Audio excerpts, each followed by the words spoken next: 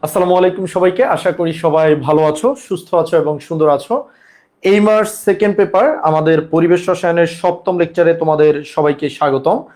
আমরা এই লেকচারটাই মানে লেকচার নাম্বার 7 এর আগে একদিন শুরু করছিলাম, কিন্তু দুর্ভাগ্যবশত আমাদের ইলেকট্রিসিটি চলে যাওয়ায় মানে 10-12 মিনিট পরে আমরা আসলে লেকচারটা কেটে যাই। তো যেহেতু লেকচারটা অল্প একটু হয়েছে, তাই আমি লেকচারটা এখানে আজকে শুরু থেকে আবার নিব। তাহলে হলো লেকচার 7 নামে আমরা এই লেকচারটা পুরোটাই কমপ্লিট থাকবে, আর মানে জোড়াতালি দেওয়ার প্রয়োজন হবে না। ঠিক আছে? তো তোমরা আমাকে একটু জানাও সবকিছু ঠিকঠাক দেখা যাচ্ছে কিনা এবং শোনা যাচ্ছে কিনা। সবকিছু ঠিকঠাক দেখা যাচ্ছে কিনা এবং শোনা যাচ্ছে কিনা। ওকে, আমরা কিছুক্ষণের মধ্যে, এখন বাজে 9টা, আমরা 2-1 মিনিটের মধ্যে আমাদের ইয়েটা শুরু করে দিব। ওকে, 2-1 মিনিটের মধ্যে আমরা আমাদের পড়াশোনাটা শেষ করে দিব। তো সরি, শুরু করে দিব, শেষ না। তো একটু দেখো ভাইয়ারা, একটু দেখো, সবাই একটু মেনশন দিয়ে দাও, পরিচিত যারা আছে তাদেরকে একটু মেনশন করে দাও।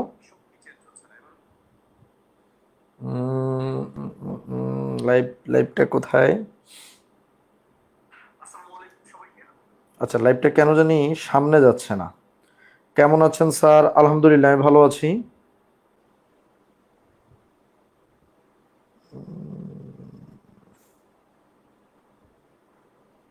ওকে, আসসালামু আলাইকুম। ওয়ালাইকুম আসসালাম।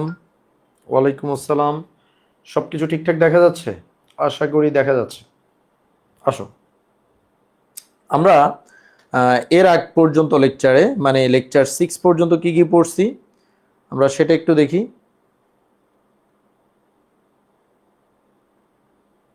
এই গ্রুপটায় লাইভটা ভিজিবল হইতে চায় না সহজে। ওকে, তো আমাদের লেকচার 6 পর্যন্ত কি কি ছিল? আমাদের লেকচার 6 পর্যন্ত ছিল, দেখো, এই যে গ্রাহামের ব্যাপন সূত্র পর্যন্ত আমরা পড়ছি, এবং আমি তোমাদেরকে বলছিলাম এ পর্যন্ত পড়লে মোটামুটি একটা সিকিউ তুমি এখান থেকে পাবা। আজকে আমাদের যে পড়াশোনা, গ্যাস কণার বেগ এবং আদর্শ গ্যাস বনাম বাস্তব গ্যাস, এখান থেকে আরেকটা তুমি হলো সিকিউ পেতে পারো। ঠিক আছে?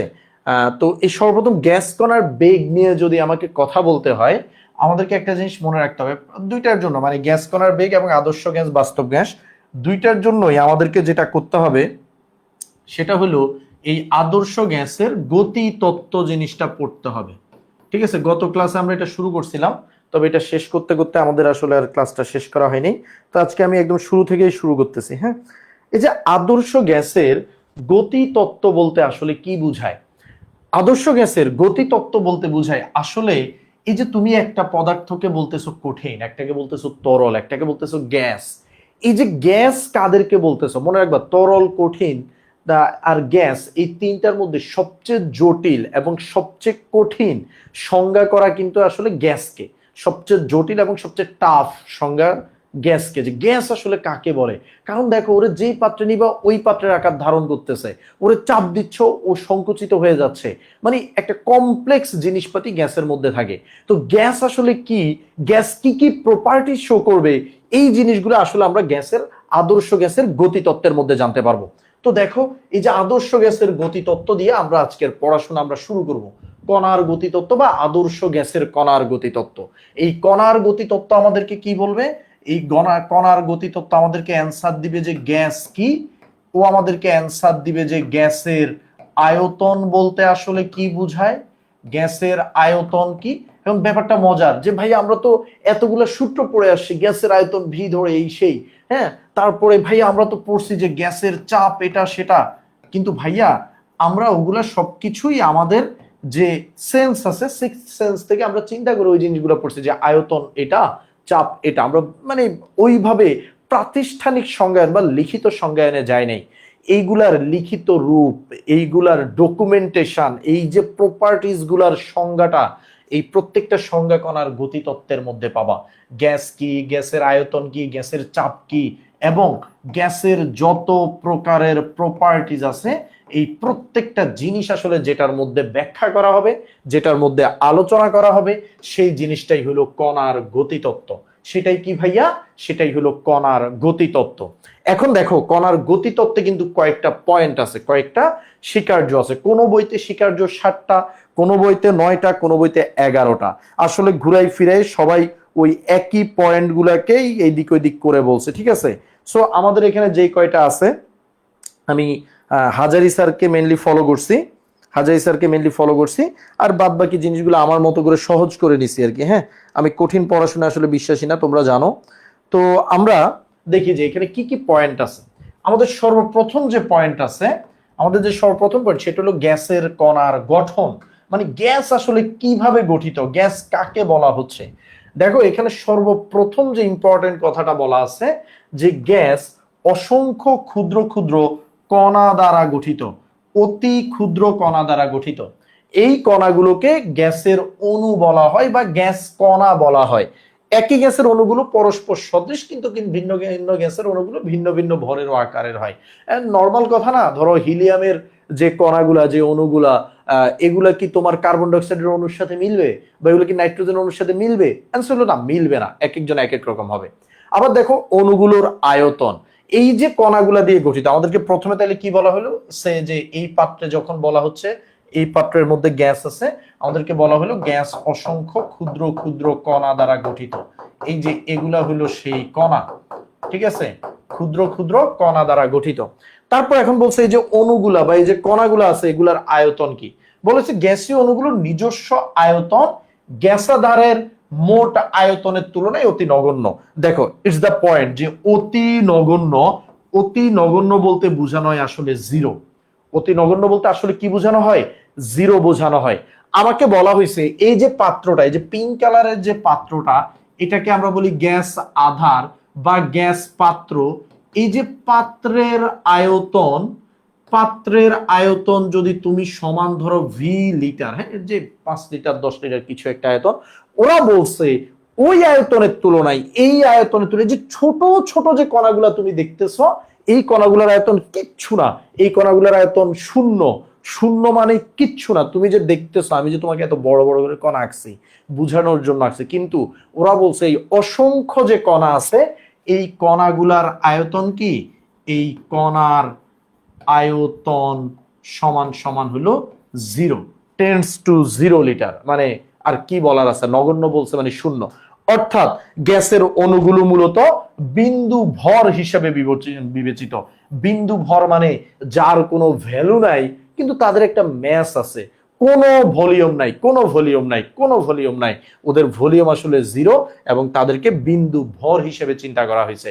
কোথায় কোথায়? আদর্শ গ্যাসের জন্য। মনে রাখবা ভাইয়া, আদর্শ গ্যাস হলো সেই গ্যাস যেই গ্যাসকে কল্পনা করা হয়েছে, যেই গ্যাসকে থিওরি দিয়ে ব্যাখ্যা করা হয়েছে। আদর্শ গ্যাস হলো সেই গ্যাস যেই গ্যাস বই কলমে আছে, খাতা কলমে আছে। এই গ্যাস বাস্তবে থাকবে কিনা এটা আসলে আমরা পরে দেখতে হবে, আসলে এইরকম কিছু বাস্তবে এক্সিস্ট করে কিনা, যেটা ওরা এখানে সংজ্ঞায়িত করে গেছে। ওকে, তারপর বলছে অণুগুলোর মধ্যে আকর্ষণ ও বিকর্ষণ। আবার বলছে যে এখানে অণুগুলো আছে, কোন প্রকার আকর্ষণ বিকর্ষণ বল তাদের মধ্যে নাই, ফলে অণুগুলো একে অপরের থেকে সম্পূর্ণ স্বাধীনভাবে চলাচল করতে পারে। এই বলছে এরা একজন একজন কোনো আকর্ষণ বিকর্ষণ করে না, যে যার মতো স্বাধীন, যে যার মতো চলাচল করতে পারে, ঠিক আছে। এবার তাহলে আসো পরেরটা বলছে অণুগুলোর গতিশীলতা। গ্যাস অণুগুলো সবসময় স্বতঃস্ফূর্ত ভাবে এবং উদ্দেশ্যহীনভাবে ইতস্তত ছুটাছুটি করতে থাকে। এই গতি সরল রৈখিক, অণুগুলো একে অপরের সাথে পাত্রের দেয়ালের সাথে অবিরাম ধাক্কা খায়। তুমি একটু চিন্তা করো ভাইয়া, এখানে আমাদের যে অণুগুলো আছে, এরা তো সবাই গ্যাস কণা, যেহেতু এদের কোনো ভর নাই, ধরে নেওয়া হয়েছে এদের কোনো ভর নাই, ঠিক আছে। আদর্শ গ্যাস কি বলছে যে এদের কোনো ভর নাই। তো এরা কি করবে বলতো, এরা কন্টিনিউয়াস ছুটাছুটির উপর থাকবে। হ্যাঁ, এরা কন্টিনিউয়াস কি করবে, এরা কন্টিনিউয়াস ছুটাছুটির উপর থাকবে, দৌড়ের উপর থাকবে। এখন তুমি চিন্তা করো, আমি যদি একটা কণার কথাও তোমাকে বলি, সে এই কণাটা প্রথমে এখানে ধাক্কা দিল, সেখান থেকে ধাক্কা খেয়ে কই যাবে, সেখান থেকে ধাক্কা খেয়ে এখানে যাবে। তারপরে কি হবে, তারপর ধরো ওর লগে ধাক্কা খেয়ে ওর কাছে গেছে, এখান থেকে ধাক্কা খেয়ে ধরো এখানে গেছে, এখান থেকে ধাক্কা খেয়ে ধরো আবার দেয়ালে ধাক্কা খেয়েছে, আবার ধরো এর লগে ধাক্কা খেয়েছে, এ ধরো আবার এর লগে ধাক্কা দিছে, এ হয়তো আবার এখানে এসে ধাক্কা দিছে, এখান থেকে এখানে, এখান থেকে ধরো এখানে, এখান থেকে ধরো এখানে, এখান থেকে এখানে।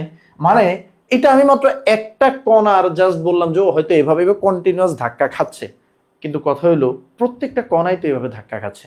কোনো কণা কি ভালো আছে? কেউ ভালো নাই, সবাই কন্টিনিউয়াস ধাক্কা খাচ্ছে। প্রত্যেকটা কণা কন্টিনিউয়াস ধাক্কা দেয়। কখনো তারা ধাক্কা খায় একটা কণার সাথে আরেকটা কণা, আর কখনো তারা ধাক্কা খায় একটা কণা দেয়ালের সাথে ধাক্কা খায়। তার মানে কন্টিনিউয়াস দেয়ালের সাথে ধাক্কা খাচ্ছে, কন্টিনিউয়াস নিজেদের মধ্যে ধাক্কা ধাক্কি করতেছে। এই যে তাদের এই গতি, এই গতিগুলো ব্রাউনীয় গতি, মানে এটার কোনো নির্দিষ্ট দিক নেই। কিন্তু দেখো ওরা কিন্তু সরল রেখায় চলতেছে। হ্যাঁ, সরল রেখায় চলতেছে। এই যে একটু সরল রেখা, আবার একটু, আবার এদিকে, আবার এদিকে, এরা সরল রেখায় যাচ্ছে। কিন্তু at the end of the day তাদের চলাচলের কোনো নির্দিষ্ট দিক নাই, ইতস্তত ছুটাছুটি করতেছে। যেই গতিকে কি বলা হয়, যে এই যে র্যান্ডমলি উদ্দেশ্যহীন ভাবে তাদের যে গতি, এই গতিকে বলা হয় ব্রাউনীয় গতি। ঠিক আছে, ব্রাউনীয় গতি, যেই গতির কোনো উদ্দেশ্য নাই, উল্টাপাল্টা দৌড়াইতে থাকে। এবার আসো 5 নম্বর পয়েন্টে বলছে সংঘর্ষের প্রকৃতি। এই যে তারা সবার সাথে সবাই ধাক্কা খায়, বলা হয়েছে এই সংঘর্ষগুলো স্থিতিস্থাপক, অর্থাৎ এখানে ভরবেগ এবং গতিশক্তি কি হয়, সংরক্ষিত হয়। তারপর আমাদেরকে বলছে কেবল গতির দিক পরিবর্তিত, বাকি সব ঠিক থাকে। গ্যাসের চাপ, গ্যাসের চাপ আসলে কাকে বলে, আমাদেরকে বলা হয়েছে গ্যাসের চাপ হলো এই যে আপনি দেখতেছেন একটা কণা দেয়ালে ধাক্কা দিচ্ছে, ধাক্কা দিচ্ছে, এটা তো একটা কণা, কোটি কোটি কণা কি কন্টিনিউয়াস দেয়ালের মধ্যে ধাক্কা দিচ্ছে। এক একজন এক এক জায়গায় শুধু দেয়ালে ধাক্কা দিচ্ছে। দেয়ালে ধাক্কা দেওয়ার কারণে দেখো, তুমি যখন বেলুন ফুলাইছো এই গ্যাস দিয়ে, এই বেলুন কিভাবে, এই গ্যাস কিভাবে বেলুনটাকে বাইরের দিকে এইভাবে ফুলাই রাখলো, বেলুন তো রাবারই, সুযোগ পাইলে ও চিপসে যাবে, কিন্তু ওকে কিভাবে এভাবে ফুলাই রাখছে, কারণ এই গ্যাসগুলা এই বেলুনের মধ্যে, এই বেলুনের মধ্যে আমি যদি বলি গ্যাসগুলো কন্টিনিউয়াস কেউ না কেউ এসে বেলুনের দেয়ালে এইভাবে ধাক্কা দিচ্ছে। হ্যাঁ, একবার এ দিচ্ছে, আবার ও দিচ্ছে, আবার ও দিচ্ছে, মানে কিন্তু কন্টিনিউয়াস ধাক্কা আসলে লেগেই আছে। তো এই কারণে বেলুন ফুলে থাকে। একইভাবে আমাদের পাত্রের দেয়ালে কন্টিনিউয়াস ধাক্কা লাগতেই থাকে, এবং এই ধাক্কার ফলেই পাত্রের মধ্যে যে চাপ ক্রিয়েট হয়, বেলুনের গায়ে যেরকম বাইরের দিকে চাপ ক্রিয়েট হয়েছে, এইভাবে পাত্রের গায়ে, যে কোনো পাত্রের ক্ষেত্রে কি হয়, বাইরের দিকে চাপ ক্রিয়েট হয়, এটাকেই গ্যাসের চাপ বলে। এটা কিন্তু আসে যে গ্যাসের চাপ কাকে বলে, তোমরা বলো পাত্রের দেয়ালের সাথে অণুগুলো অনবরত সংঘর্ষের ফলে গ্যাসের চাপের সৃষ্টি হয় প্রতি একক ক্ষেত্রফলের উপর। মানে এখানে তো তুমি এই যে আমি বলছি অনবরত ধাক্কা দিতে আছে, কদ্দুর জায়গার উপর দিবে, যেটা একক ক্ষেত্রফলের উপর, মানে 1 মিটার স্কয়ারের উপর বেসিক্যালি হিসাব করা হয়, অণুগুলো যে বল প্রয়োগ করে তাকেই গ্যাসের আসলে চাপ বলা হয়। এবার আসো পরম তাপমাত্রা ও গতিশক্তি, এবং আমাদেরকে বলছে গ্যাসের অণুগুলোর গড় গতিশক্তি এর পরম তাপমাত্রার সমানুপাতিক। এই যে গতিশক্তি তুমি দেখতেছো, এই গতিশক্তির সূত্র হলো ই কে ইকুয়াল টু 3/2 nRT। তাহলে দেখো এই যে ই কে এর সাথে টেম্পারেচার, যেটা হলো কেলভিন টেম্পারেচার, এই কেলভিন টেম্পারেচারের কিন্তু সমানুপাতিক বলা হয়েছে কি, ই কে সমানুপাতিক টেম্পারেচার। তাপমাত্রা বৃদ্ধি পেলে অণুগুলো বেশি জোরে ছোটাছুটি করবে, গতিশক্তি বৃদ্ধি পাবে, আর তাপমাত্রা পরম শূন্য হলে অণুগুলো তাত্ত্বিকভাবে, মানে থিওরিটিক্যালি অণুগুলো তখন থেমে যাবে। কারণ তাত্ত্বিকভাবে এইখানে যদি টেম্পারেচার 0 হয়ে যায়, তাহলে কে তাদের গতি শক্তি কি হয়ে যাবে, 0 হয়ে যাবে। এবং এই যে কণার আদর্শ গ্যাসের কণা গতি তত্ত্বের আরেকটা সুন্দর সূত্র, যেটা এখানে লেখা নাই, সেটা হলো ভাইয়া মনে রাখবা, এখানে ক্লসিয়াসের সূত্র বলে একটা সূত্র আছে। সূত্রটা হলো এরকম, পিভি ইকুয়াল টু 1/3 mnc²। এই যে mnc², এখানে কার পরিচয় কি একটু শুনে রাখো। এখানে যে m এর পরিচয় হলো ভাইয়া কণার ভর, m এর পরিচয় হলো কণার ভর। মানে কণা বলতে তো আমাদের এখানে ওই যে গ্যাস কণাগুলাকে বোঝাচ্ছে, যেই কণাগুলা আছে তাদের ভরকে বোঝাচ্ছে m। এই n বলতে বোঝাচ্ছে কি ভাইয়া, n বলতে আমাদেরকে বোঝাচ্ছে হলো কণার সংখ্যা। আর এই c বলতে কি বোঝাচ্ছে, c বলতে বোঝাচ্ছে কণার বেগ। তাহলে PV equal to 1/3 mnc², mnc²। এখন এটাকে আরো বিভিন্নভাবে মডিফাই করা যায়, তবে এটা মেইন, এটা হলো ক্লসিয়াসের সূত্র বলা হয়, চরম সবচেয়ে সবচেয়ে সকল সূত্রের আব্বু সূত্র আবার এটা। তোমাদেরকে আমি বলছিলাম পিভি ইকুয়াল টু এনআরটি সকল সূত্রের আব্বু সূত্র, ওই পিভি ইকুয়াল টু এনআরটি এর আব্বু কিন্তু আবার পিভি ইকুয়াল টু 1/3 mnc²। এখন তুমি চিন্তা করো, এই যে 1/3 mnc², আমি যদি বলি যে for 6.023 into 10 to the power 23, এতগুলা যদি অণু থাকে, বা আমি যদি বলি যে 1 মোলের জন্য, 1 মোল মানে তো এতগুলা থাকবে তাই না, 1 মোলের মধ্যে যদি এতগুলা থাকে, তুমি চিন্তা করো তাহলে এই যে পিভি ইকুয়ালস টু 1/3 mnc², এই যে 1/3 m হলো একটা কণার ভর, আর n হলো কণার সংখ্যা, মানে অ্যাভোগাড্রো সংখ্যক কণা। তো তুমি আমারে বলো অ্যাভোগাড্রো সংখ্যক কণার ভর কত হয়? অ্যাভোগাড্রো সংখ্যক কণার ভর হয় আণবিক ভর m, আণবিক ভর m, আর এখানে তো বেগ আছে c², এখানে তো বেগ আছেই, সেটা কি c², তো 1/3 mc², এই m হলো আবার আণবিক ভরের m, এই m আবার কি, এই m হলো আবার আণবিক ভরের m। ঠিক আছে, তো এইভাবে অনেক কিছু প্রমাণ করা যায়। ঠিক আছে, এইভাবে অনেক কিছু চাইলে প্রমাণ করা যায়। এখান থেকে আমরা এই যে E= 3/2 nRT কিন্তু এখান থেকে প্রমাণ করা যায়, কারণ ছোটবেলা থেকে তোমরা কি পড়ছো বলো তো? ছোটবেলা থেকে তোমরা পড়ছো E= গতিশক্তির ফিজিক্সে একটা সূত্র পড়ছো না ভাইয়েরা? কি পড়ছো? দেখো এই প্রমাণগুলো তোমাদের ইম্পর্টেন্ট না, বাট দেখে রাখতে পারো। ছোটবেলায় তোমরা পড়ছো E=12 mv², m মানে ভর। তো এখানে যদি আমি mv² আনতে চাই, তুমি বলো এখানে কি আসবে? এখানে যদি আমি হাফ mv² আনতে চাই, হাফ mv² আনতে চাইলে কি আসবে? আমি লিখতে পারি পিভি ইকুয়ালস টু, এই যে 1/3 লিখলাম, এখানে একটু ফাঁকা রাখি, কেন রাখতেছি তোমরাই বুঝবা, যে হাফ এম ভি মানে হলো বেগ, এই যে c² দিলাম। তাহলে তুমি বলো আমি যে এখানে একটা এক্সট্রা হাফ দিলাম, এটাকে নিউট্রালাইজ করতে এখানে কি দেয়া লাগবে? এখানে একটা 2 দেয়া লাগবে। হ্যাঁ, এখানে যে নিচে 2 দিছি, এটা কাটাকাটি যাওয়ার জন্য এখানে উপরে একটা 2 দেয়া লাগবে। এবার তুমি চিন্তা করো, আমি যদি এই জিনিসটাকে যে 2/3 কে এই পাশে নিয়ে আসি, তাহলে এটা হয়ে যাবে 3/2 পিভি ইকুয়ালস টু, এই যে 3/2 পিভি ইকুয়ালস, এই যে হাফ mv² কে আমরা কি বলছি? হাফ mv² হলো ইকে, মানে গতি শক্তি। এই যে এটার জায়গায় লিখে দিলাম ইকে, তাহলে E= 3/2 পিভি। এখন তোমরা ভাবতেছো আল্লাহ 3/2 পিভি, কিন্তু ভাইয়া তো বলো 3/2 nRT। ভাইরে, ও ভাইরে, আমরা তো এটাও জানি যে এখান থেকে চাইলে আমরা এখন লিখতে পারি E= এই যে 3/2 পিভি = কি? পিভি nRT, পিভি এই যে nRT, শেষ। PV nRT। তো গতি শক্তির এই সূত্র তোমরা মনে রাখবে, তোমরা সব মনে রাখবে নাকি না? তোমাদের যে পিভি 1/3 mnc², এটাকে ক্লসিয়াসের ইকুয়েশন বলে।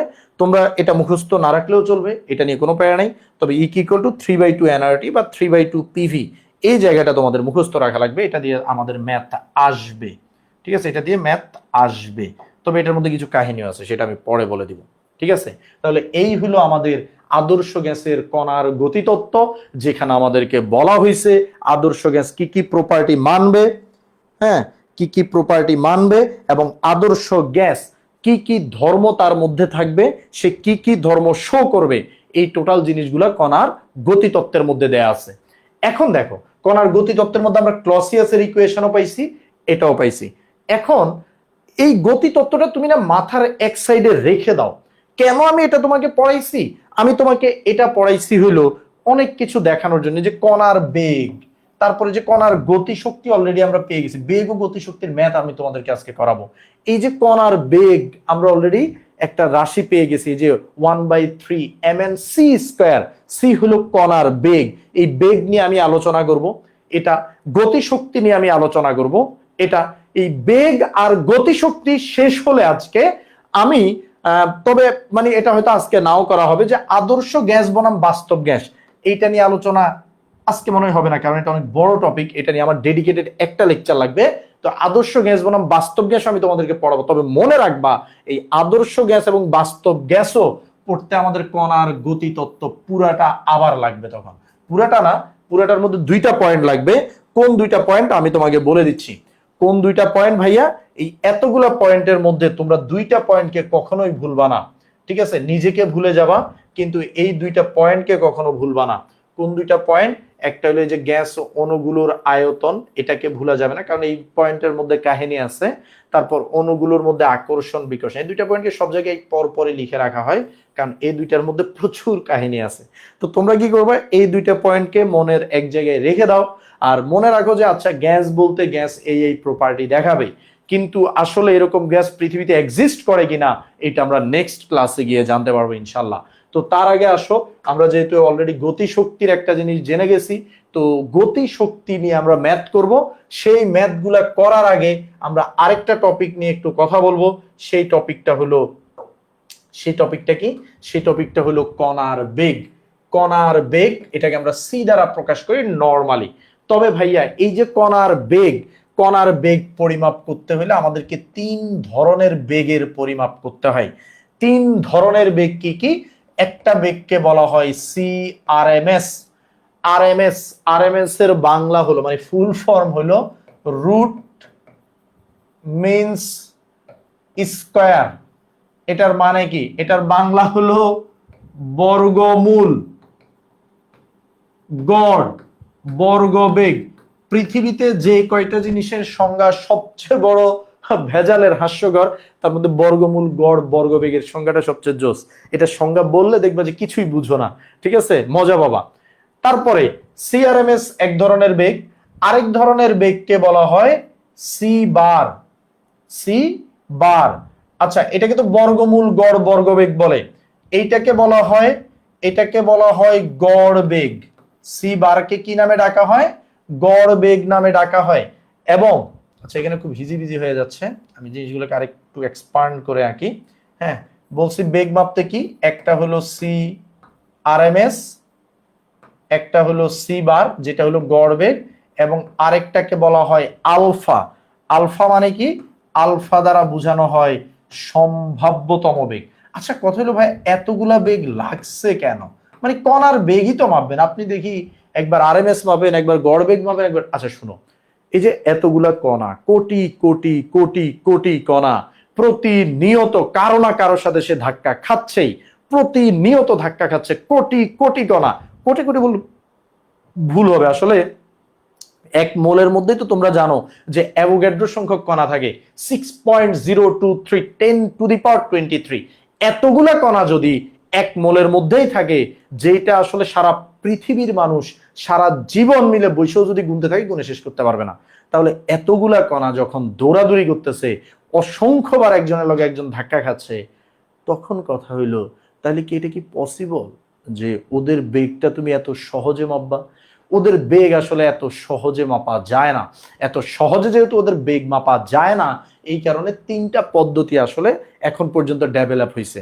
তার মধ্যে সবচেয়ে ফাত্রা পদ্ধতি হলো সম্ভাব্যতম বেগ, তারপর আরেকটু অ্যাকুরেট হলো সি বার, মানে যেটা হলো গড় বেগ, এবং এখন পর্যন্ত মোস্ট অ্যাকুরেট বেগ হলো সি আরএমএস বেগ, রুট মিনস স্কয়ার বেগ, যেটা সি আরএমএস বেগ আমরা এটাকে বলে থাকি। এখন দেখো এই যে সি আরএমএস বেগ, এটার মানে কি আমি তোমাকে একটু বলি। যে সিআরএমএস এটার কনসেপ্টটা কি? এটার কনসেপ্টটা হলো, ধরো আমাদের কাছে একটা বাক্সে, মানে একটা পাত্রের মধ্যে অনেকগুলা গ্যাস আছে, গ্যাস কণা থাকবেই তো স্বাভাবিক। আমাদের কাছে পাত্রে এই যে ধরো অনেকগুলা গ্যাস কণা আছে, তাই না? অনেকগুলা গ্যাস কণা আমাদের আছে। সে ফর আমাদের এটা হলো N1, মানে 1 number gas, 2 number, 3 number, 4 number, 5 number, এইভাবে আমাদের ধরো n সংখ্যক কণা আছে। আমি N1 N2 না দিয়ে ডিরেক্ট 1 2 3 4 দিই। হ্যাঁ, ধরো এটা হলো আমাদের 1 নাম্বার কণা, বেশ 1 নাম্বার কণা, 2 নাম্বার, 3 নাম্বার, 4 নাম্বার, 5 নাম্বার, এভাবে আমাদের n সংখ্যক কণা আছে। এরকম আরো অনেক কণা আছে যেগুলোর মধ্যে আমরা নাম্বার দেওয়া পসিবল না। এখন সিআরএমএস বলতেছে আপনি যদি ওদের অ্যাকুরেট ভ্যালু চান, যেহেতু প্রতিনিয়ত ওদের কি করে, প্রতিনিয়ত ওদের ভ্যালু বেগগুলা চেঞ্জ হতে থাকে, দৌড়াইতে থাকে। আপনি যদি ওদের অ্যাকুরেট ভ্যালু পেতে চান, তাহলে আপনি যেটা করবেন, এই যে এদের প্রত্যেকের যে বেগ আছে, ধরো 1 নাম্বার কণার বেগ v1, 2 নাম্বার কণার বেগ v2, 3 নাম্বার কণার বেগ v3, এইভাবে n তম কণার মান হলো vn। প্রত্যেকটা কণার বেগ আলাদা আলাদা আপনি মেপে তাদেরকে স্কয়ার করে দেন, স্কয়ার করে যোগ করেন। প্রত্যেকটা কণার বেগ স্কয়ার করে যোগ করা হবে। আচ্ছা যোগ মানুষ কখন করে? যে গড় কিভাবে হয়? গড় হয় আমি যতজনকে যোগ করছি, ধরো 10 জনের টাকার পরিমাণ আমি গড় করব, তাহলে আমি 10 জনের টাকা যোগ করি, তাকে 10 দিয়ে ভাগ করে দেই। এখানে আমি 10 জনের বেগের বর্গকে আমি যোগ করছি, তাহলে সেটাকে আমি 10 দ্বারা ভাগ করে দিব, n সংখ্যক করছি থেকে n দ্বারা ভাগ করে দিছি। কিন্তু দেখো আমি কিন্তু একটা পাপ অলরেডি করছি, আমার পাপটা হলে আমি সবাইকে স্কোয়ার করে ফেলছি। তাহলে এই স্কোয়ারটাকে তাড়ানোর জন্য আমি আবার শেষে সবাইকে রুট করে দেব। এই যে এটাকেই বলা হয় বর্গমূল গড় বর্গবেগ। বুঝতে পারছো কি? দেখো তার মানে প্রত্যেকটা কণার বেগের বর্গের গড় মানের বর্গমূলকে বর্গমূল বর্গবেগ বলে। ঠিক আছে, বুঝতে পারতেছো? এই জিনিসটা বলা হেভি টাফ, কিন্তু বুঝলে সহজ।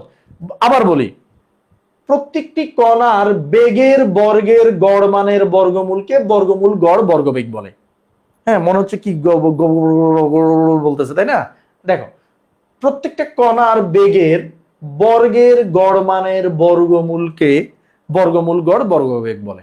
এই যে বর্গমূল গড় বর্গবেগ বলে।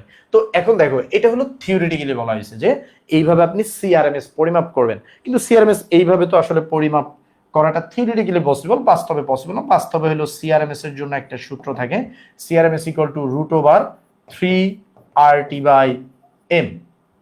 তোমাদের মনে রাখতে হবে আসলে এই সূত্রটা। হ্যাঁ, আর যদি কখনো বলে যে সিআরএমএস কাকে বলে 2 মার্কে প্রশ্ন করে, তাইলে উপরের লাইনে ভাইয়া যা লিখছি এগুলা লিখলে 2 মার্ক পেয়ে যাবা। একটু বুঝে লিখবে আর কি, যে কণা 1 2 3 4 এবার প্রত্যেকটা কণার বেগ হ্যাঁ n পর্যন্ত আছে, এই সেই ভুগিচুগি লিখে দিবা। তো আমাদের লাগবে সিআরএমএস। এখানে সিআরএমএস এর মধ্যে একটা মজা আছে। দেখো সিআরএমএস এর মধ্যে মজাটা কি, দেখো ভাইয়া আমরা সিআরএমএস অবশ্যই কোন এককে পরিমাপ করব? আমরা সিআরএমএস পরিমাপ করব এসআই এককে। কোন এককে সিআরএমএস পরিমাপ করব? এসআই এককে। হ্যাঁ, ইন্টারন্যাশনাল যে স্ট্যান্ডার্ড আছে। তাহলে দেখো এসআই এককে আর এর মান কত? মনে রাখবা এই যে এসআই এককে আর এর মানটা কিন্তু প্যাসকেল মিটার কিউব এককে আর এর মান। কারণ প্যাসকেল আর মিটার কিউব কিন্তু এসআই পদ্ধতি ছিল। আমি তোমাদের বলছিলাম যে প্যাসকেল আর মিটার কিউব হলো এসআই পদ্ধতি। তাহলে এখানে আমাদের আর এর মান হবে 8.314। 8.314। এখানে টেম্পারেচারটা কোন এককে? টেম্পারেচার অলওয়েজ কেলভিনে থাকবে। টেম্পারেচার অলওয়েজ কোন এককে থাকবে? টেম্পারেচার এখানে অলওয়েজ কেলভিনে থাকবে, সেটা আর বলার অপেক্ষা রাখে না। তবে এম এর মান তোমরা যে জায়গায় সবচেয়ে বেশি ভুল করবা, দেখো ভাই আমি বেগ চাচ্ছি এসআইতে, আমি আর এর মান বসাবো এসআইতে 8.314, আমি এম এর মানও এসআইতে বসাইতে হবে, এবং এসআইতে কোনো কিছুর ভরের একক হলো কেজি। এসআই পদ্ধতিতে কোনো কিছুর ভরের একক কি? ভরের একক কেজি। তাহলে দেখো তুমি যখন কার্বন ডাইঅক্সাইড নিয়ে কাজ করবা, তুমি এম এর মান কি 44 বসাবা। দেখো 44 এই এককটা কিন্তু গ্রাম পার মোল ছিল, এটা গ্রাম এককে ছিল। গ্রাম পার মোল, গ্রাম পার মোল। হয়তো আমরা পার মোলটা ওইভাবে লিখে নিই যে গ্রাম পার মোল, কিন্তু এটাকে যখন তুমি কেজিতে নিতে হবে তখন কিন্তু অবশ্যই এটাকে 1000 দিয়ে ভাগ করতে হবে। হ্যাঁ, 1000 দিয়ে ভাগ করতে হবে। এবং আমাদের দুঃখের বিষয়, আমরা পরীক্ষার হলে 1000 দিয়ে ভাগ করাটা ভুলে যাই। আমরা ভুলে যাই যে এখানে আমাদের এম এর ভ্যালুটা, কেজিতেই দিতে হবে। কিসে দিতে হবে? কেজিতেই দিতে হবে। ঠিক আছে, এখন তাহলে একটু খেয়াল করো, আমরা এই যে কার্বন ডাইঅক্সাইড মানে যে কোনো কিছু যখন এম আসবে, অ্যামোনিয়ার এম আসলে আমরা কি করব? ধরো অ্যামোনিয়ার আণবিক ভর তুমি জানো 17, তাহলে 17 ইন্টু 10⁻³ 17 ইন্টু 10⁻³ কেজি পার মোল, এই এককেই দিতে হবে। ঠিক আছে, কেজিতে ইনপুট দিতে হবে। আচ্ছা, তাহলে ভাই আমি সিআরএমএস বুঝলাম, আমি সি বারটা একটু বুঝতে চাই। দেখো সি বার যেটা মানে যেটা হলো আসলে গড় বেগ, গড় বেগের অ্যাকুরেসি অনেক কম। গড় বেগের অ্যাকুরেসি অনেক কম। এই যে গড় বেগ, এটা পরিমাপ করা হয় কিভাবে? গড় বেগ পরিমাপ করা হয় ওই যে বলা হয়েছে যে কণা যেগুলো আছে, আপনি প্রত্যেকটা কণার বেগ নিবেন। হ্যাঁ, প্রত্যেকটা কণার বেগ নিয়ে ধরেন আপনার কণা আছে এন সংখ্যক, এইভাবে লিখতে লিখতে ধরেন 2 কোটি 5 কোটি 10 কোটি যা আছে নিলেন, নেয়ার পরে আপনি তাদেরকে এন দিয়ে ভাগ করে দিবেন। যে গড় বের করছে একদম নরমাল, ছোটবেলায় যে গড় করছো না সেই গড়ই। এবং এটা সূত্র কি? এটা সূত্র হইলো সি বারের সূত্র হইলো √8RT/πm। 8RT/πm, এখানেও আর এর মান 8.314, এখানেও এম এর একক কেজি। তাহলে C bar equal to √8RT/πm, এটা হলো গড় বেগ। এবার আসো সম্ভাব্যতম বেগ। প্রশ্ন হলো ভাই এতগুলা বেগ কি আসবে? না, এগুলা রিটেনে আসবে না, এগুলা কোথায় আসবে? এমসিকিউতে একটা ছোট্ট জিনিস আসবে, সেটা আমি দেখাই দিব। আর এগুলার এই যে সূত্র মনে রাখলেই হবে, এগুলো দিয়ে ম্যাথ আসে না। ম্যাথ অলওয়েজ আসবে সিআরএমএস দিয়ে। ম্যাথ অলওয়েজ কি দিয়ে আসবে? সিআরএমএস দিয়ে আসবে। সম্ভাব্যতম বেগের সূত্রটা কি? Alpha equal to root over 2RT/m। দেখো প্রত্যেকটার মধ্যে একটা প্যাটার্ন আছে। Root over RT/m, root over RT/m, ঠিক আছে, রুট ওভার RT/m। তো এই হইলো আমাদের এখানের একটা প্যাটার্ন। এখন দেখো তোমাকে যখন বলা হবে যে ভাইয়া তিনটা বেগের মধ্যে আপনি একটু কম্পেয়ার করেন, তিনটা বেগের মধ্যে আপনি কি করেন? একটু কম্পেয়ার করেন। তখন আমাকে যদি বলা হয় যে আপনি ভাইয়া সিআরএমএস, তারপরে হলো সি বার এবং আলফা, মানে আরএমএস বেগ বর্গমূল গড় বর্গবেগ, আপনি হলো কি গড় বেগ, এবং আপনি হলো সম্ভাব্যতম বেগ, এই তিনটার মধ্যে তুলনা করেন, তাহলে আমরা বলবো দেখো সিআরএমএস হলো রুট ওভার 3RT/m, তারপরে এটা হলো 8RT/m, এবং এটা হলো 2RT/m। একটা জিনিস তোমরা বুঝতেছো যে এখানে পুরোটার মধ্যে RT/m তিন জায়গাতেই যেহেতু কমন আছে, তাহলে এটা থাকবে √3 √8/π/√2, তাই তো? এই জিনিসগুলো থাকবে। এখন এই জিনিসগুলোর ভ্যালু কত দেখো, √3 এর ভ্যালু কত? এটা মেবি 1.71 না যেন কত একটা ভ্যালু আসবে, খুব সুন্দর একটা ভ্যালু। আমি যদি বলি ভাইয়া √3 1.73, 1.732, তারপর যদি আমি বলি ভাইয়া রুট ওভার 8/π, 8/3.1416, তাহলে 1.595 যদি বলা হয় √2, তাহলে এটার ভ্যালু 1.414। এখন দেখো এই অনুপাত দেখে কিন্তু বোঝা যাচ্ছে একটা জিনিস, যে সবচেয়ে বেশি বেগ কোনটা। একই জিনিসের যখন তুমি তিন টাইপের বেগ ক্যালকুলেট করো, কোন টাইপের বেগের ভ্যালু সবচেয়ে বেশি আসবে? আরএমএস বেগের মান সবচেয়ে বেশি আসবে 1.732, তারপর আসবে সম্ভাব্য গড় বেগ সবার কম হলো, সম্ভাব্যতম বেগটা সবচেয়ে ছোট আসে। এখন এটা তো পারফেক্ট একটা অনুপাত হয় না, মানে সবগুলাই ভগ্নাংশে আছে। এখন যদি আমাকে বলা হয় যে সম্ভাব্য এই আরএমএস বেগ সম্ভাব্যতম বেগের কত গুণ, আমি কি করব? আরএমএস বেগ সম্ভাব্যতম বেগের কত গুণ, আমি তখন কি করব? তখন ভাই খুব সিম্পল হিসাব, আমরা এই যখন সম্ভাব্যতম বেগের সাথে তুলনা করছি, সবাইকে সম্ভাব্যতম বেগ দিয়ে আমরা ভাগ করে দিব।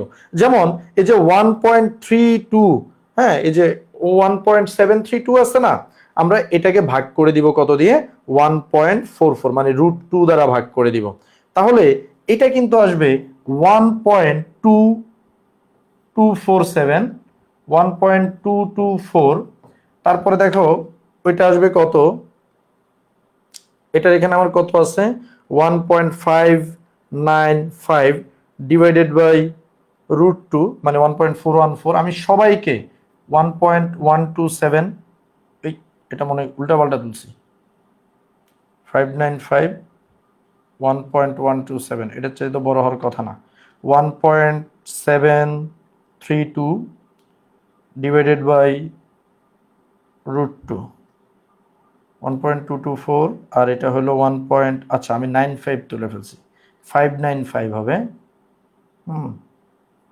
1.127, 12, আচ্ছা 2 এর পরে 7 চলে আসে না, 1.127, আমি ভুল লিখছি, 1.127, ঠিক আছে এবার, ঠিক আছে, মানে এটার চাইতে ছোট আসবে, মানে আমি যখন 27 লিখছি তখন তো এটার চাইতে বড় হয়ে গেছে। ওকে, 1.127, আর এটাকে যখন সে যে সংখ্যাকে ওই সংখ্যা দ্বারা ভাগ দিলে 1 আসে। এখন দেখো তোমাকে যদি কেউ প্রশ্ন করে যে সম্ভাব্যতম যে বেগ আছে, হ্যাঁ, সম্ভাব্যতম যে বেগ আছে সেটার চাইতে গড় বেগ কত গুণ? গড় বেগ হলো 1.127 গুণ। যদি বলে যে সিআরএমএস বেগ কত গুণ?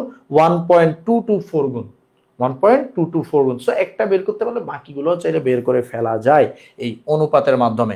তোমরা ট্রাই করবা এই অনুপাতটা মনে রাখার, কারণ মাঝে মাঝে এমসিকিউতে দেয়, বোর্ডে কম দেয়, অ্যাডমিশনে মাঝে মাঝে দেয়, অনেক ফ্রিকোয়েন্টলি দেয়, ব্যাপারটা তা না, ঠিক আছে?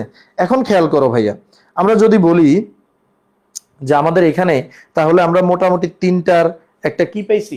তিনটার একটা তুলনামূলক চিত্রটা আমরা পাইছি। এই যে তিনটা চিত্র আমরা পেয়ে গেলাম, আমাদের সূত্র কোনটা রিটেন আসবে? রিটেন আসবে কিন্তু এটার, রিটেন আসবে, এটার অন্যগুলোর রিটেন আসবে না। তো এই যে এটা রিটেন আসবে, আমরা কয়েকটা রিটেন ম্যাথ একটু প্র্যাকটিস করি। দেখো আমরা যদি রিটেন ম্যাথ প্র্যাকটিস করি, আমি তোমাকে ধরো প্রথম প্রশ্নটা দিলাম এরকম। আচ্ছা, গতিশক্তির সূত্র তো পেয়ে গেছি তাই না? বেগের সূত্র মাত্র পাইলাম, আর গতিশক্তির সূত্র তো আমরা পাইলাম। এখন দেখো গতিশক্তি ইকে ইকুয়াল টু এই যে 3/2 এনআরটি, এই যে 3/2 পিভি অর 3/2 এনআরটি। এখানেও কিন্তু ভ্যালু সব এসআই তে দিতে হবে, কোন এককে? এসআই তে। মানে এই যে তুমি পি আর ভি দিবা, এগুলো কিন্তু আমরা তখন কি কোন এককে দেই? এগুলো আমরা চাইলে প্যাসকেলেই দেই। তাহলে আমাদের যে ইকেটা আছে, প্যাসকেল মিটার কিউবে দিলে ইকেটা জুলে আসবে, যেটা একটা এসআই একক। কিসে আসবে? জুলে আসবে। তো এখানেও এনআরটি আমরা ওইভাবে এসআই তেই দিব যাতে জুলে আসে, আর এর মান 8.314 দিব। তো আমি তোমাকে এখন একটা প্রশ্ন দিলাম। প্রশ্নটা হলো যে আমি বললাম যে আবির পাগলু, হ্যাঁ, ধরো একটা ছেলে, তার নাম হলো আবির, হ্যাঁ, তো তাকে সবাই ডাকে যে আবির পাগলু বাজার থেকে, এটার নামের সাথে কারো নাম যদি মিলে যায় তাহলে কর্তৃপক্ষ কিন্তু দায়ী নয়। বাজার থেকে মনের দুঃখে, হ্যাঁ, মনের দুঃখে সে কি করলো? মনের দুঃখে সে 2 গ্রাম কার্বন ডাইঅক্সাইড ক্রয় করলো। মানে বুঝতেছিল না যে সে কি করবে, অশিক্ষিত তো, হ্যাঁ, মানে রসায়নের জ্ঞান তেন নাই তো, অশিক্ষার সমান এটা। তো আবির পাগলু বাজার থেকে মনের দুঃখে 2 গ্রাম কার্বন ডাইঅক্সাইড ক্রয় করলো। এখন এই 2 গ্রাম কার্বন ডাইঅক্সাইড, সে এবার বাসায় এসে তার মাথায় ঢুকছে, না রে দেখি তো এই যে 2 গ্রাম কার্বন ডাইঅক্সাইড, তাদের গতি শক্তি কত? 2 গ্রাম কার্বন ডাইঅক্সাইডের গতি শক্তি কত? আমি ডিটেলস এই প্রশ্নটা লিখি যে 2 গ্রাম কার্বন ডাইঅক্সাইডের গতি শক্তি কত। 2 গ্রাম কার্বন ডাইঅক্সাইডের গতি শক্তি, এখন রুম টেম্পারেচার কত? হ্যাঁ, এখন রুমের টেম্পারেচার 40, এখন বৃষ্টিতে কমছে, কিন্তু কয়েকদিন আগে 40 ছিল। তো ওই হিসাবে দিলাম গতিশক্তি 40 ডিগ্রি সেলসিয়াস তাপমাত্রায় হতো। তারপর 2 নম্বর প্রশ্ন তোমাকে আমি দিলাম যে 2 গ্রাম কার্বন ডাইঅক্সাইডের সিআরএমএস বেগ কত? মানে আরএমএস বেগ কত, অর্থাৎ সিআরএমএস কত? এবার দেখো, এই আবির ভাইয়ের নাম বলে, কোন আবির ভাই? আয় আয়, আমাদের আবির ম্যাথের। আমি তো খেয়াল করি নাই। এটা কর্তৃপক্ষের অনাকাঙ্ক্ষিত ভুল, আর অনাকাঙ্ক্ষিত ভুলের দায় কেউ নিবে না, ঠিক আছে? ওকে, এবার তাহলে একটু খেয়াল করো। তারপর ধরো আমরা কিছুক্ষণ পর ম্যাথ করবো। ধরো একজন ভুয়া ডাক্তার, হ্যাঁ, ধরো ডাক্তারের নাম ইমন, বা ধরো ডাক্তারের নাম সাইফুল ইসলাম ইমন, ঠিক আছে? এটা একটা কাল্পনিক চরিত্র, একজন ভুয়া ডাক্তার। সে ধরো এরকম কারো একজনের ব্লাডে সে ধরো অক্সিজেন ঢুকাই দিছে, ভাবলো যে অক্সিজেন তো মানুষ নাক দিয়ে নেয়, একটু রক দিয়েও ঢুকাই দেয়। তো এরকম ধরো ভুয়া ডাক্তার করলো, আমরা বিভিন্ন ম্যাথ করতে পারবো, ঠিক আছে? এগুলো সবই কাল্পনিক চরিত্র, কেউ বাস্তবতার সাথে মিল খুঁজতে যাবা না। এখন তাহলে তোমরা এই দুইটা ম্যাথ একটু করো। দেখো এই দুইটা ম্যাথের মধ্যে সবচেয়ে বড় টুইস্ট হলো 2 নাম্বারটাই। প্রথমটাই কোনো টুইস্ট নেই, বলছে 2 গ্রাম কার্বন ডাইঅক্সাইডের গতিশক্তি। তুমি বলো ভাই গতিশক্তি ইকুয়াল টু আমি জানি যে 3/2। দেখ 3/2 তুই পিভিও জানিস, আবার 3/2 এনআরটিও জানিস। তুই আসলে কোনটা লিখলে তুই লাভবান হবি ভাই বলতো? ভাই তুমি এনআরটি লিখলে লাভবান হবে কেন? কারণ পিভি, আমি যে প্রেসার লিখবো, ভলিউম লিখবো, এগুলো তো তোমাকে দেন নাই। কিন্তু দেখো বাকি জিনিসগুলো আছে। আমরা যদি বলি 3/2, এন এর মান আমরা কি লিখতে পারি? এন এর জায়গায় W/M, মোল সংখ্যা। যেহেতু এখানে আমাদেরকে 2 গ্রাম নিয়ে কাজ করতে বলছে, সো আমরা 2 গ্রাম নিয়ে কাজ করব, এখানে লিখবো RT। তাহলে এখন দেখো 3/2, W এর মান 2, আণবিক ভর, এখানে আণবিক ভর ধরো এখন আমি কত দিব? আণবিক ভর আমি লিখলাম 44। তুমি বলো ভাই আপনি না বলেছেন যে কেজিতে লিখতে হবে। দেখো এখানে উপরে ডব্লিউ, আবার নিচেও একটা আণবিক ভর, উপরেও ভর নিচেও ভর। তুমি 2 রে ধরো কেজিতে কনভার্ট করলা, আবার 44 কেজিতে কনভার্ট করলা, দিন শেষে কি কাটাই তো যাবে। তো যেখানে উপরে নিচে আছে ওই ক্ষেত্রে আমাদের দরকার হবে না, হুদাই বেকার খাটনি দিয়ে লাভ কি? তাই আমরা এখানে কনভার্ট না করলেও বেঁচে যাব। কিন্তু 8.314 ঠিক রাখতে হবে। এবং এই যে 40 degree Celsius temperature, 40 degree Celsius temperature, এটা কত হবে? 273 যোগ 40। তাহলে এখানে আমাকে এখন বলো যে কত আসে। অ্যান্সার যাই আসুক, একক কিন্তু হবে জুল। একক কি হবে? একক হবে জুল। বলো বলো কত আসে চান্দুরা? 6 88 8.314 314 273 যোগ 40, তাহলে আমাদের এখানে আসে 100। অনেক কমে না, যেহেতু গরিব এত কমে না যদি কিভাবে চলে? 177.43 জুল। ঠিক আছে, এটা হলো আমাদের 2 গ্রাম কার্বন ডাইঅক্সাইড 40 ডিগ্রি সেলসিয়াস তাপমাত্রায় তার গতিশক্তি। এবার আসো পরেরটা হচ্ছে 2 গ্রাম কার্বন সিআরএমএস বেগ কত? এটাও 40 ডিগ্রি সেলসিয়াস তাপমাত্রায় ধরো তোমাকে বলছে। এখন এই 40 ডিগ্রি সেলসিয়াস তাপমাত্রায় সিআরএমএস বেগ বের করবা 2 গ্রাম কার্বন ডাইঅক্সাইডের। তুমি সূত্র কি জানো? তুমি সূত্র জানো সিআরএমএস ইকুয়াল টু √3RT/m। আচ্ছা, এখন অনেকে এই ম্যাথ করতে এসে খুঁজে, তোমরাও খুঁজতেছো, আমি ড্যাম শিওর কেউ না কেউ খুঁজতেছো। আমার 40 বছর জীবনের সরি বয়স 40 হয় নাই, আচ্ছা ধরো 40 বছরের অভিজ্ঞতা। বয়স হওয়াটা ম্যান্ডেটরি না, বয়স ছাড়াও ধরো অভিজ্ঞতা হয়ে যেতে পারে। আমার 40 বছর অভিজ্ঞতা, তোমরা কেউ কেউ এখনো খুঁজতেছো যে ভাই আপনি যে 2 গ্রাম দিয়েছেন এটা কোথায় লিখবো? আরে ভাই এটা হুদাই ভাই, এইটার কোনো দরকারই নেই। ঠিক আছে, যখন তুমি সিআরএমএস বের করবে এটা লাগে ইকেতে, গতিশক্তিতে লাগে, কিন্তু যখন তুমি সিআরএমএস বের করবা তোমার ওই 2 গ্রামের কোনো মূল্যই নেই। 2 গ্রামের মূল্য 2 টাকাও নাই। হ্যাঁ, 8R এর মান বসাবা 8.314, টেম্পারেচার হলো 273 যোগ 40 ডিভাইডেড বাই এম। আণবিক ভর কত? আণবিক ভরটা লাগবে 44। হয়েছে না? হয়েছে না?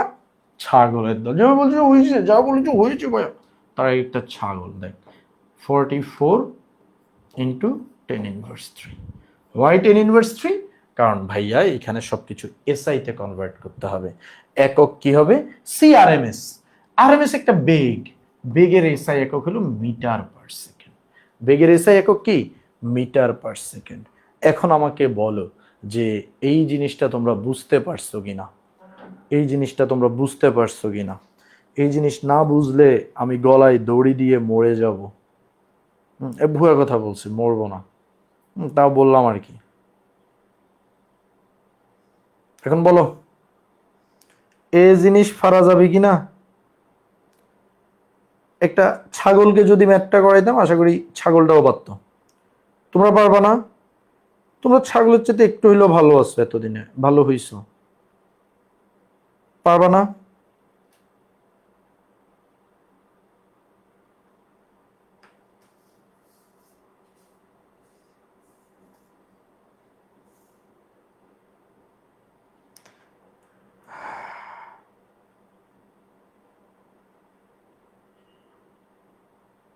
এখন আসো, এখন আসো আমরা পরের ম্যাথে চলে যাই। পরের ম্যাথ, পরের ম্যাথ।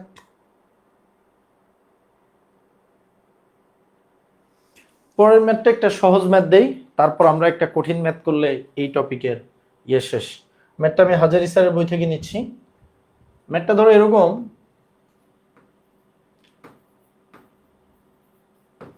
একজন হাতুড়ি ডাক্তার,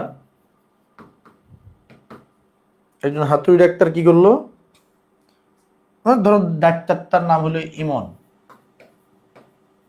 ইমন সাহেব 0 ডিগ্রি সেলসিয়াস তাপমাত্রায় 0 ডিগ্রি সেলসিয়াস তাপমাত্রায় একটি গ্যাসের আরএমএস বেগ 49330 সেন্টিমিটার পার সেকেন্ড পরিমাপ করলো। বুয়া ডাক্তার তো একক মিটার পার সেকেন্ড হবে, কিন্তু সে সেন্টিমিটার পার সেকেন্ডে পরিমাপ করে বসে আছে। ঠিক আছে, এখন বলা হয়েছে গ্যাসটির আণবিক ভর কত, গ্যাসটির আণবিক ভর কত, মানে সবই দেয়া। সিআরএমএস এবার দেয়া আছে আমাদেরকে, সিআরএমএস দেয়া আছে আমাদেরকে, বলছে হলো হাতুড়ির একটা বানানটা মনে হয় ভুল হয়েছে না আমার, আরে সমস্যা নেই, এখানে মনে একটা চন্দ্রবিন্দু দিয়ে দিতে হবে, কিন্তু ডাক্তারের যে হাতুড়ি এতে কোনো সন্দেহ নাই, বুঝছো। আমার একবার কাশি হয়েছিল, তোমরা দেখছো যে তোমাদের ক্লাস প্রায় হচ্ছিল, কাশি হয়েছিল। তো আমি এক ডাক্তারের কাছে শরণাপন্ন হইলাম, ফোনে আর কি কল দিয়ে বললাম, এই ডাক্তার ঔষধ দাও, হ্যাঁ ডাক্তার আমার এই রোগ হয়েছে। তো দেখো, আমরা যখন ওই যে আগে যখন খনার ছিল, এলাকায় কোনো ডাক্তার ফাক্তার ছিল না, তাদের কাছে গেলে তারা কি করতো, ফু দিয়ে দিত, রোগ ভালো হয়ে যেত। তাই আমি ভাবলাম ডাক্তারের কাছে যেহেতু আসছি, ডাক্তার যেহেতু ফু দিয়েছে, রোগ ভালো হয়ে যাবে। কিন্তু এই ডাক্তার এত হাতুড়ি ডাক্তার ছিল, আমি 3 দিন তার কাছে দেখা করার পরও আমার কাশি ভালো হয়নি। পরে বলতেছে আবার নাকি ঔষধও খাইতে হবে ভালো হওয়ার জন্য। তো এইরকম ডাক্তার হইলে হবে বলো? এরকম ডাক্তার তো হবে না।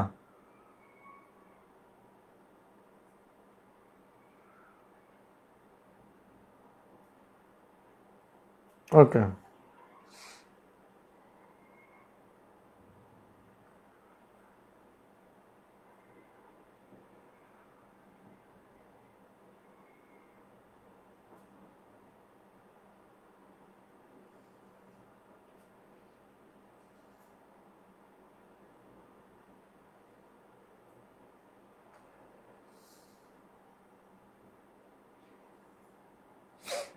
এ বলো, এটা দেখি পারো কিনা।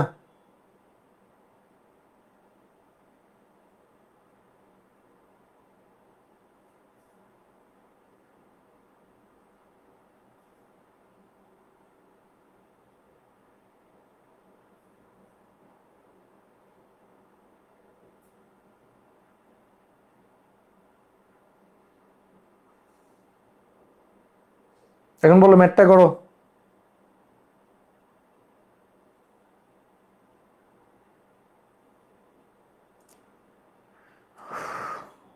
এই ম্যাথ না পারলে খবর আছে, এত পানি পানি একটা ম্যাথ।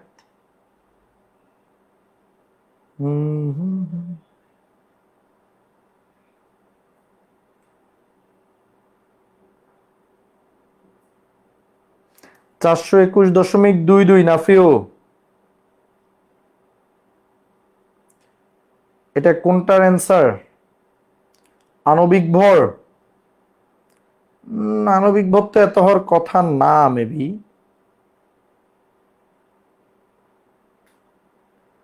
27.98, মানে 28-এর কাছাকাছি হওয়ার কথা। দেখো করো তোমরা,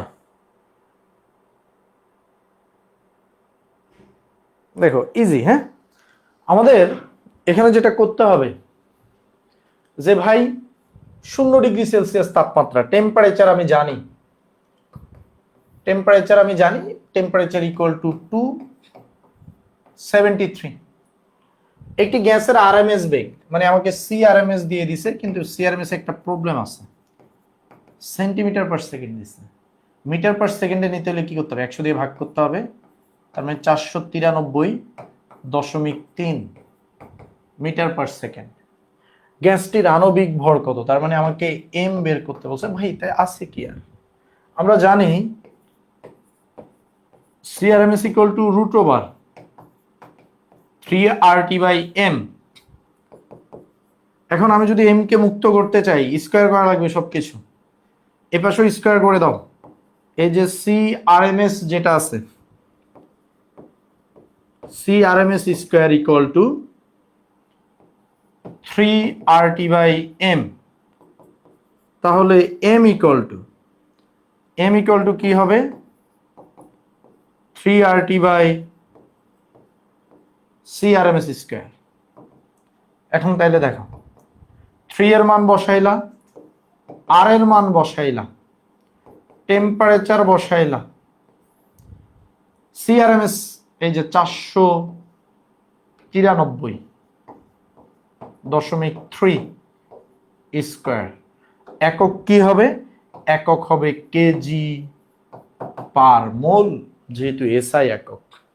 হ্যাঁ, কেজি পার মোল, কেজি পার মোলে কত আসে, 3 × 8.314 into 273 493.3 ওকে স্কয়ার। তাহলে 0. খুব ছোট একটা ভ্যালু আসবে প্রথমে 0.02798 কেজি পার মোল। এবার কেজিকে তো আমার গ্রামে নিতে হবে, কারণ আমরা তো আসলে কেজির সাথে পরিচিত না, জনগণ কি চিনে, গ্রাম চিনে এখানে। তাহলে এখান থেকে আমরা যদি বলি যে 3 ঘর এদিকে নিয়ে আসলে 27.98 গ্রাম পার, তাহলে আণবিক ভর 27.98। হ্যাঁ নাফিউ হইছে, ঠিক আছে। তো এবার আসো আমরা একটা লাস্ট ম্যাথ করি, দি ওয়ান লাস্ট ম্যাথ। ওকে, আমাদেরকে বলা হয়েছে একটা পাত্রে আছে কার্বন ডাইঅক্সাইড। হ্যাঁ, আদর্শ গ্যাস বাস্তব গ্যাস চলে আসছে, ওইটা আসলে আজকে শুরু করলে শেষ হবে না। আমাদেরকে বলছে একটা পাত্রে আছে কার্বন ডাইঅক্সাইড, তারপরে আর এটা মেন বইয়ের একটা ম্যাথ, আর এটা আরেকটা পাত্রে আছে ক্লোরিন। বলে দিছে যে 10 গ্রাম ক্লোরিন গ্যাস, কার্বন ডাইঅক্সাইডের ভরটার কিছু বলে নাই। আর টেম্পারেচার এখানে বলে দিছে 20 ডিগ্রি সেলসিয়াসে আছে, আর এটা বলে দিছে 15 ডিগ্রি সেলসিয়াসে আছে। আমাদেরকে বলছে যে এ গ্যাসের তাপমাত্রা মানে কার্বন ডাইঅক্সাইডের তাপমাত্রা কত হলে উভয় গ্যাসের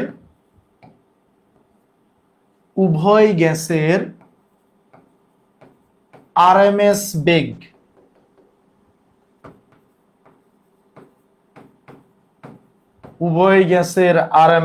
বেগ সমান হবে।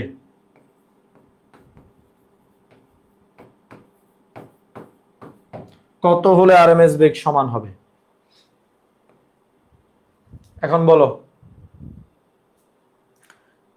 এটা অন্তত করো। এগুলো সহজ সহজ ম্যাথ, ছোট বাচ্চাদের ম্যাথ।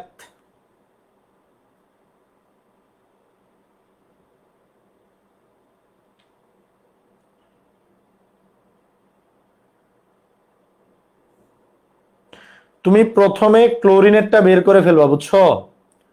3RT/m দিয়ে ক্লোরিনেটটা বের করো। ক্লোরিনেট যেটা আসবে ওইটা ধরে তুমি কার্বন ডাইঅক্সাইডের জন্য টেম্পারেচার বের করবা। ক্লোরিনের যা আসবে তা ধরে কার্বন ডাইঅক্সাইডের জন্য টেম্পারেচার বের করবা।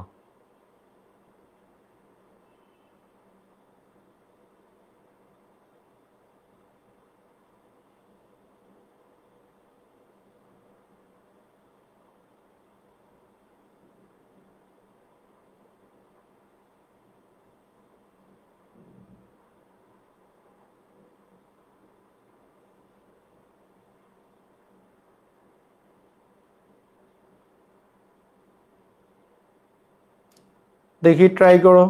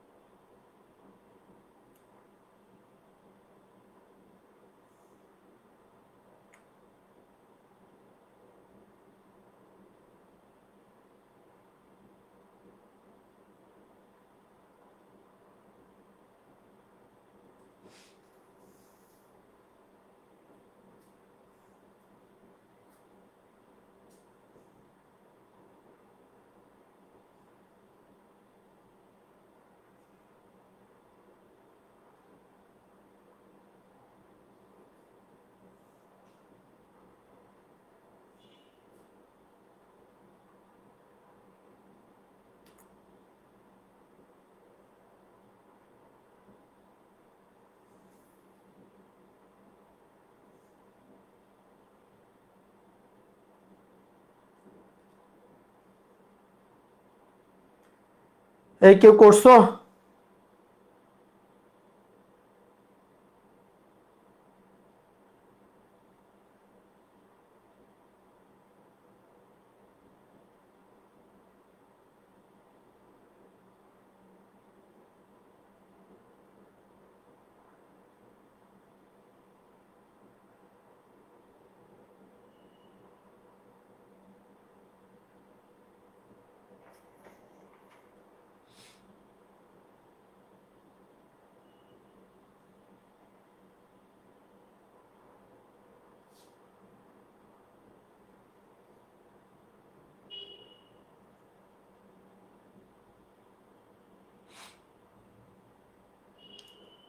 নাফিউ, হিকমা, হামিম, ট্রাই করো ভাইরা।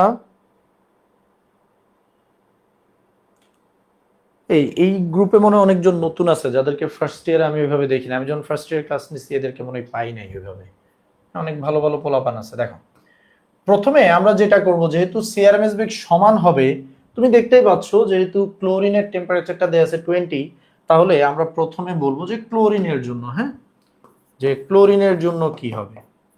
দেখো আমি যদি বলি যে ভাইয়া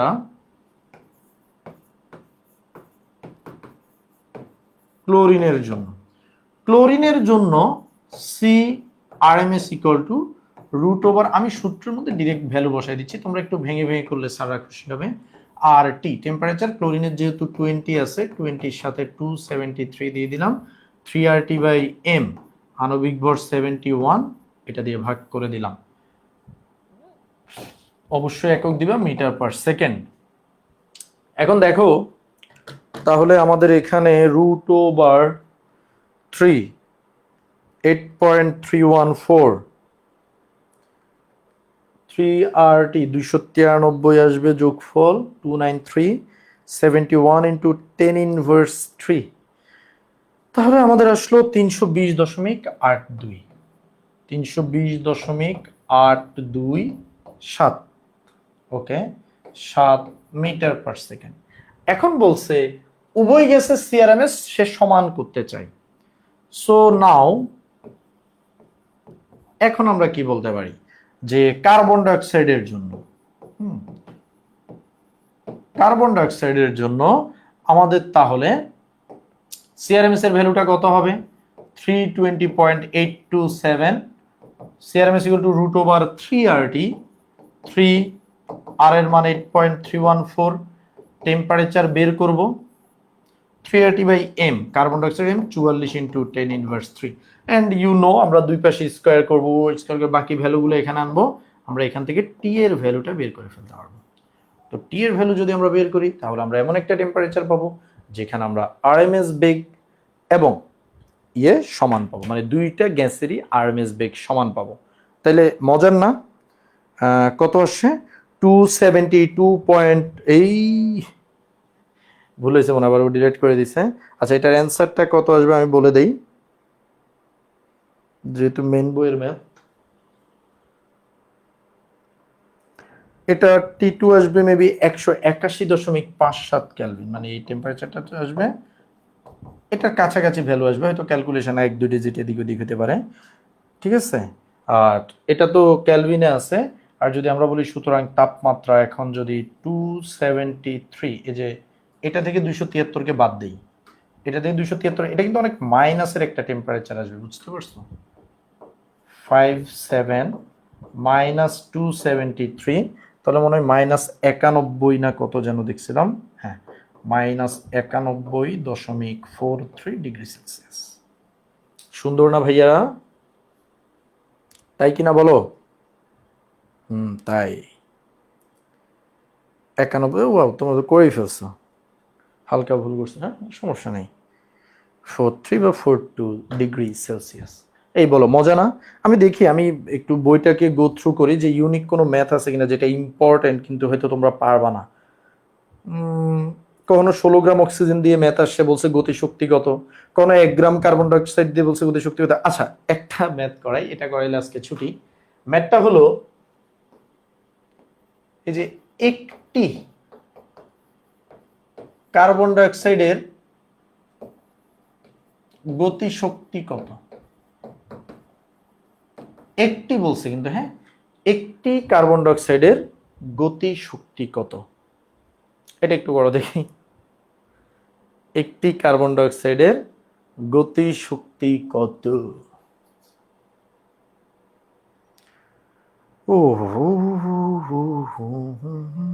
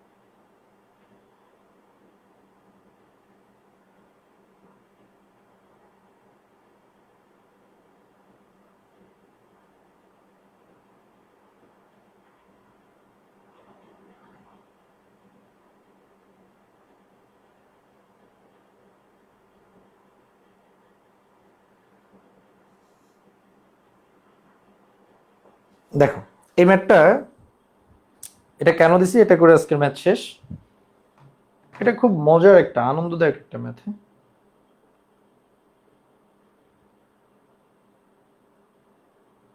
দেখো একটি কার্বন ডাই অক্সাইডের গতি তোমরা সবাই জানি যে ভাইয়া গতি শক্তি ইকে ইকুয়াল টু 3/2 এনআরটি। এখন আমি এন এর মান কত বসাবো, এন বাই এন এ আর টি।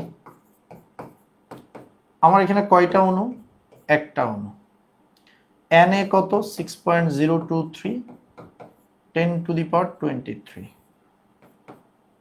দেখতে ভালো লাগছে না, খুব বাজে হয়েছে লেখা, এমনি বাজে, তার উপর বাজে হইলে তো বুঝে।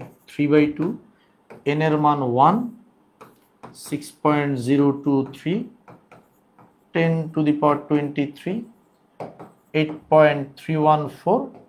টেম্পারেচার, আর টেম্পারেচার দিয়ে নেই তোমরা পারবা কেমনে, না দিয়ে থাকলে 25 ধরে নিবা। হ্যাঁ, তো যদি বলি যে 25°C টেম্পারেচারে, তাহলে কত হয় 273 + 25।